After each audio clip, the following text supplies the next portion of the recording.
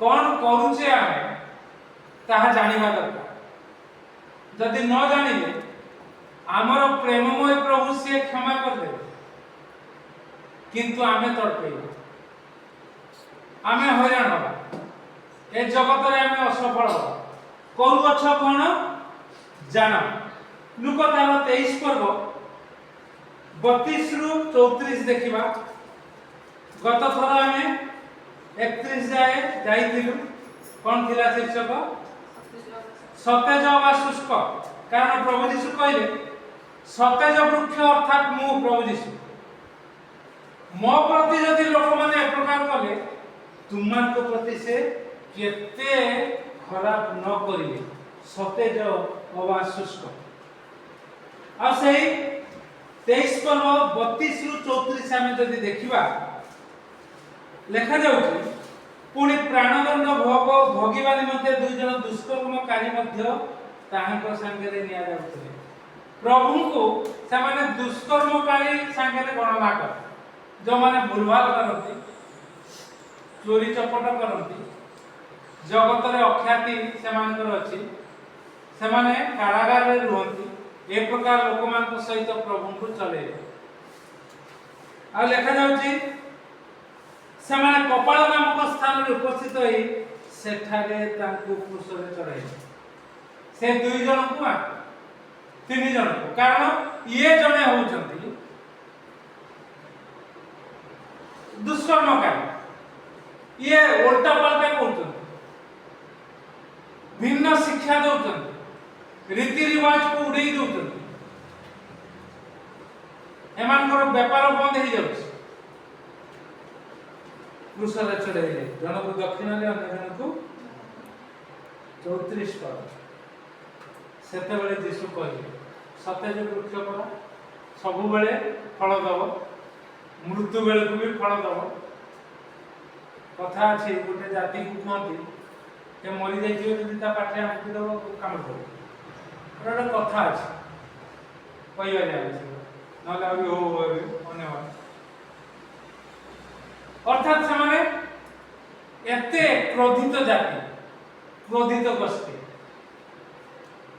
मात्र क्रूस रे मरिबा पई जाउचंती,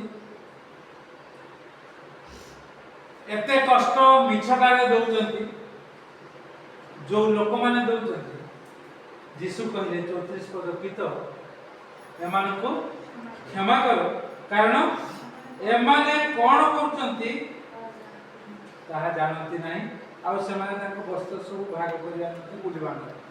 ता परे भी से माने जो कार्य करचंती निजे किछि जानना, सेति पई मु शीर्षक देली करूचो कोन जानो। मंडली रे करूचो कोन जानो, समाज रे करूचो कोन जानो, दफ्तर रे ऑफिस रे करूचो कोन जानो, कार्य क्षेत्र रे करूचो कोन जानो, एकाकी थिला बेले करूचो कोन जानो। जदि न जानिबा अडुआ हो, कारण दुईटी शक्ति सबु बेले परस्पर विरोधी अटन, भल शक्ति और मंद शक्ति। आलू और अंधार जे प्रकार परस्पर विरोधी, आलू जोठी रहिबो अंधकार आपन छाए पड़ेबो, आ जदि अंधकार शक्ति अधिक हैला आलू आस्ते की निभि जिवो। एबे प्रचंड खरा होची, हठात मेघ आसीबो, आ देखा जिवो ना किछि देखा जिवो ना अंधार हे जिवो। परस्पर विरोधी, ए दुईटी शक्ति परस्पर विरोधी। प्रभु यीशु एवं तांकर विरोधी से जे के हो, मनुष्य हो बा मनुष्य को परिचालित करथुवा शैतान, परस्पर विरोधी से कोन करूचो जानिबा। जदि न जानिबा अडुआ हेइबो। यीशु को संगे रे थिले भी आमे देखुथुलु निर्बुद्धि मानकर कथा, आमे देखुथुलु से धनी लोकर कथा, अत्यंत धन जतबेले पाइला कि प्रकार से कहूची। आमे निजे देखिछु जिहुदार कथा, यीशु को संगे रे ताई कोन करूची जानि पाला। प्रभु यीशु ताकू कहिले ଯିଏ ଏଇ ପାତ୍ରରେ ହାତ ବୁଡଉଛି ସିଏ ହିଁ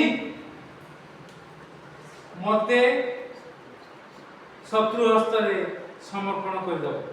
ଯଦି ଆପଣ ତାର 22 ପର୍ବ ଦେଖିବେ ସେଠି ଏସବୁ ଲେଖାଯାଉଛି। କରୁଛ କଣ ଜାଣ।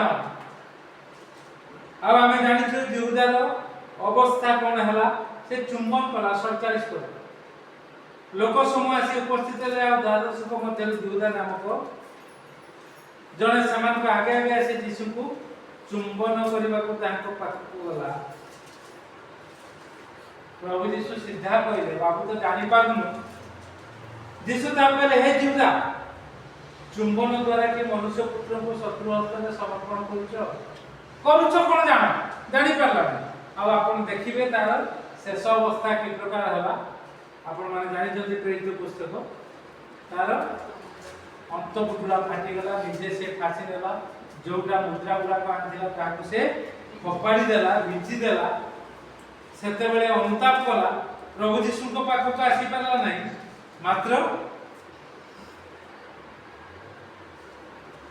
ନିଜକୁ ସେ ଫାଶୀ ଦେଲା। କରୁଛ କଣ ଜାଣ। ଆମେ କଣ ଯାହା କରିବୁ ଆମର କ୍ଷତି ପାଇଁ କରିବୁ।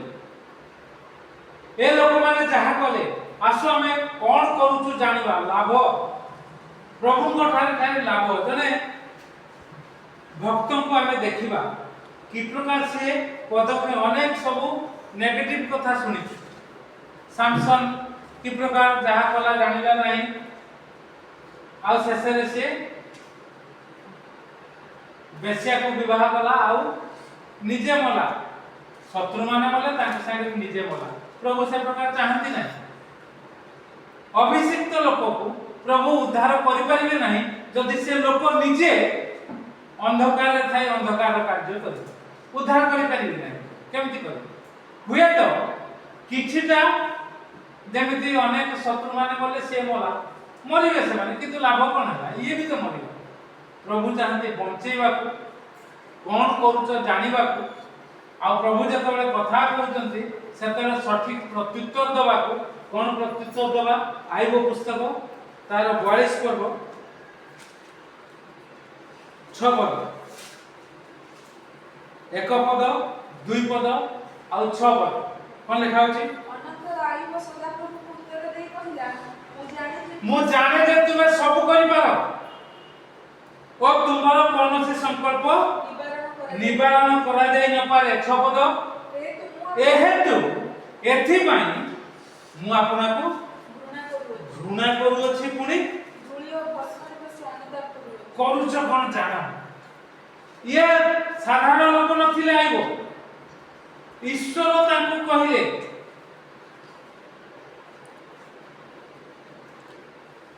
ଏକ ପର୍ବ 1 ପଦରେ ଲେଖା ଯାଉଛି, ସେହି ମନୁଷ୍ୟ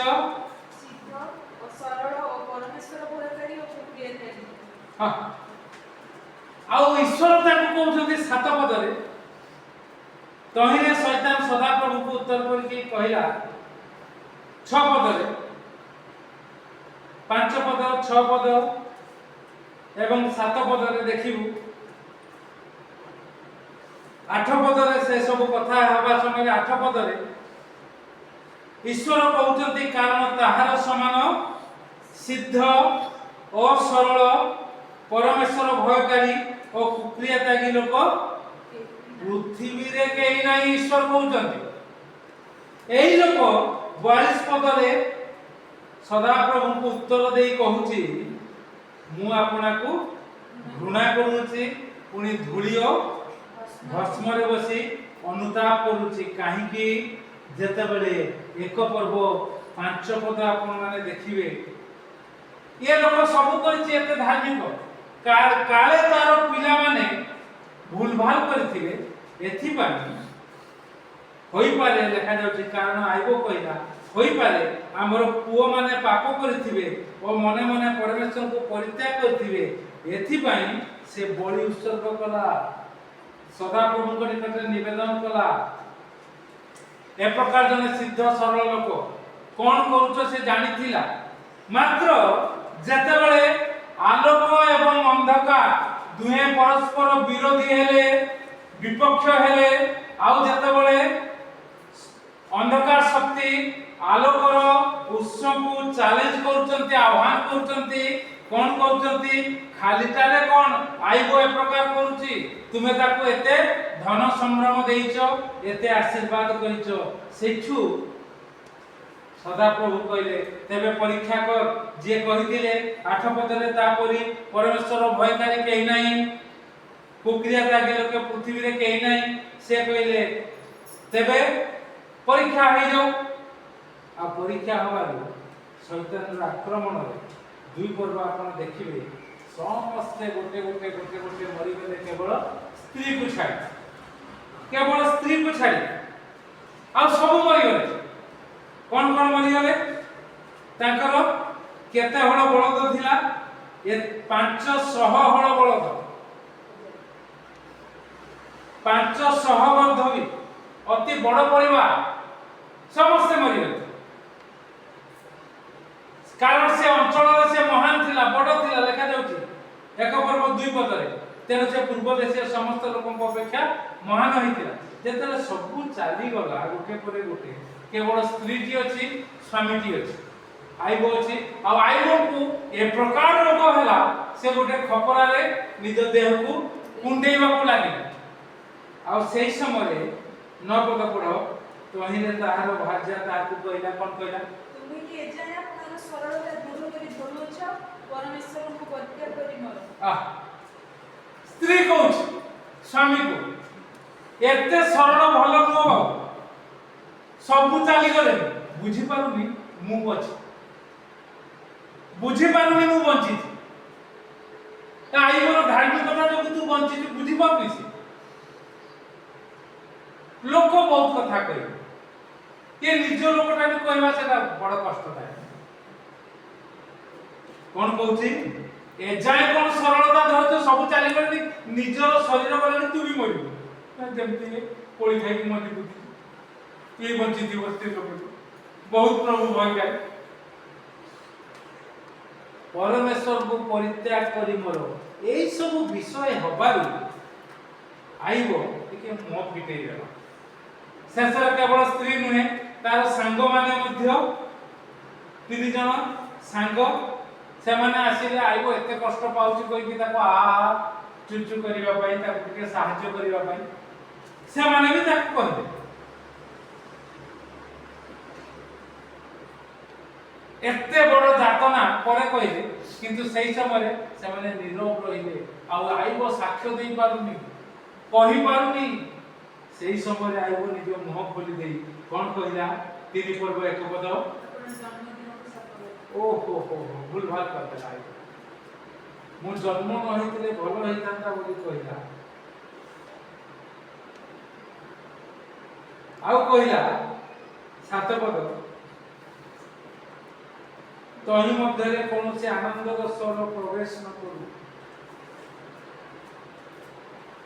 जी हेले कहबो हमें तो आहुरी आगुआ कर देता किंतु कौन करू अच्छा जान ए प्रकार लोक को प्रभु जनाई जीवदा को जनाइले तू मते शत्रु हस्त रे समर्पण करिवो से बुझी पाला नै निजे से गला शेष रे मला फासी नै कि मला अंत बुझला बाहर आइबो को प्रभु जनाइले कौन करूछ जान जेतेबेले सब भूलभाल कला कथा कहला किंतु अन्य मित्र माने उनको ठु ये धार्मिक प्रभु धार्मिक करछथि आ समान को आगे यथार्थ कथा कहिछि किंतु एइटा अभिशाप देबार नथिला निजर जन्मदिन को आउ जहा निजर मां को देखा जाउछ जेउ दिन मु जात हेली पुत्र संतान गर्भस्थ हला बोली जे रात्रि कहला ता युक्त होतिनि पद ए प्रकार कथा को प्रभु पसंद करे नाही आउ शेषे रे आमे देखुचु तार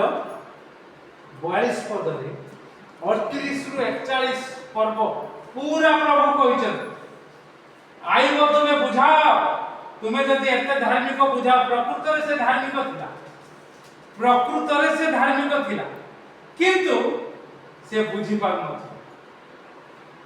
धार्मिक लोक कष्ट पाइबा एते कष्ट पाइबा से हजम करि पारनथला किंतु प्रभु कहले आइबो सदाप्रभु उत्तर कले जेते बळे 38:41 42 पदरे आइबो कहूची मु जहा बुझिली नाही जेउ अति आश्चर्य कथा जानिली नाही ताहाई कहि अछि एहेतु मु आपना को घृणा करूची पुनी धूली और भस्म रे बसी अनुताप करूची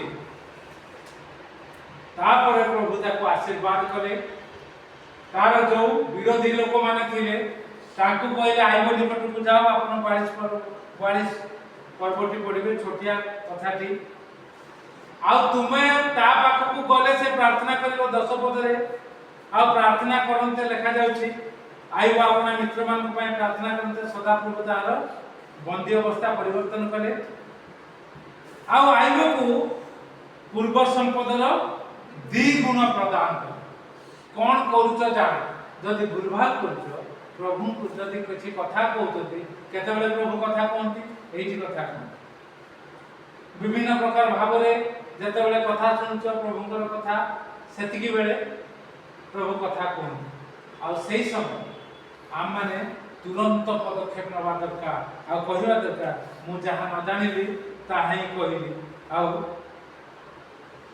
आइबो लेखा जाउची 16 पदरे आइबो 140 वर्ष बंचिला जहा कि जास्ता स्त्री कहउथुला ताकू परित्याग करो प्रभु को आउ मर से 140 वर्ष बंचिला 40 पुरुष जाए अपना पुत्र पुत्र मान को देखिला 16 पद आ 17 पदरे आइबो वृद्ध और पूर्णायु होई प्राण त्याग करला ये होची आशीर्वाद कोन करूछ जान कोन करूछु ताकू जदि आपण मु न जानिबा ताहाले आमे प्रभुंकर कथा को स्वर को सुनि पारिबा नाही आ जदि सुनिबा आमे एक प्रकार पदक्षेप ना प्रभु मोर भूल हेई गला मते दया करो आ जदि धार्मिक हेइतिबा ता सत्य भी आमे कष्ट पाउतबा दुख पाउतबा आघात पाउतबा तेबे प्रभु कथा कहिबे आ आमे परिवर्तन हेई परिबा हमरो शेष अवस्था आद्य अवस्था तो उत्तम हबो